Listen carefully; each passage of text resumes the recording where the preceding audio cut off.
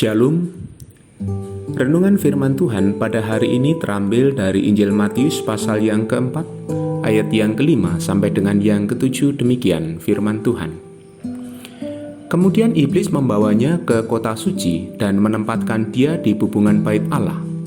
Lalu berkata kepadanya, "Jika engkau anak Allah, jatuhkanlah dirimu ke bawah, sebab ada tertulis, mengenai engkau ia akan memerintahkan malaikat-malaikatnya, dan mereka akan menatang engkau di atas tangannya, supaya kakimu jangan terantuk kepada batu." Yesus berkata kepadanya, "Ada pula tertulis, janganlah engkau mencobai Tuhan Allahmu."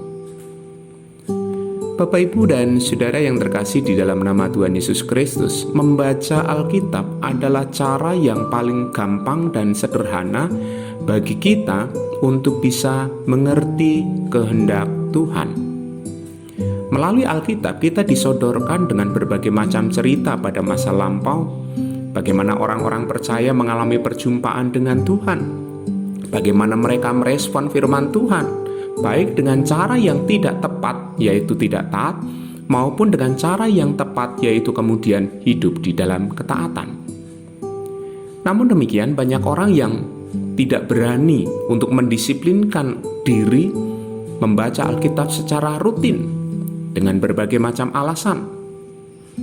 Tidak ada waktu karena terlalu sibuk dengan hal-hal yang lain, atau mungkin karena merasa tidak mampu untuk bisa memahami apa yang menjadi makna penting yang Tuhan mau beritahukan kepada kehidupannya. Saudara yang terkasih di dalam nama Tuhan Yesus Kristus, bagaimanapun juga Alkitab menjadi kunci utama bagaimana kehidupan kita agar tetap selaras dengan firman dan kehendak Tuhan. Namun demikian, ternyata bukan juga menjadi hal yang otomatis ketika kita mengerti firman Tuhan akan membuat kita kemudian dapat hidup dalam ketaatan. Bahkan bisa saja kita memahami dengan cara yang tidak tepat, atau justru memakainya sebagai alat untuk melegitimasi tindakannya yang mungkin mengarah kepada kepentingan pribadinya semata. Ayat yang baru saja kita baca bercerita tentang bagaimana iblis justru mempergunakan Alkitab sebagai alat, sebagai sarana untuk mencobai Yesus. Dapat kita bayangkan, iblis saja dapat mengutip kitab suci, artinya dia mengerti. Ini tentu menepis pemahaman yang mungkin kita pernah temukan bahwa iblis itu takut dengan firman Tuhan. Ternyata tidak. Dia mengutip kitab suci, dia mengambil salah satu ayat di dalamnya dan kemudian dipakai dengan cara yang salah untuk mencobai Yesus.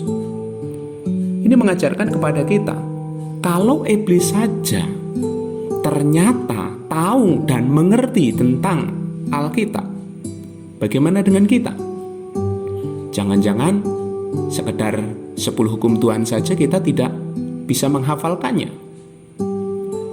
Bapak, Ibu, dan Saudara, bagaimana kita bisa menjadi pelaku firman yang sejati kalau kita tidak mengerti apa yang hendak kita lakukan? Kalau buku pedoman, buku petunjuknya saja pun kita tidak suka untuk membacanya. Bapak, Ibu, dan Saudara yang terkasih di dalam nama Tuhan Yesus Kristus, iblis memakai kitab suci untuk mencobai Yesus, mengutip Alkitab dengan cara yang salah, dan itulah yang membuat dia kemudian mencobai Tuhan Yesus, mencoba untuk menjatuhkan Yesus dan mengusik identitas diri Yesus sebagai anak Allah. Namun demikian sungguh sangat luar biasa, Yesus konsisten. Dia tetap mengatakan, ada tertulis, jangan engkau mencobai Tuhan Allahmu.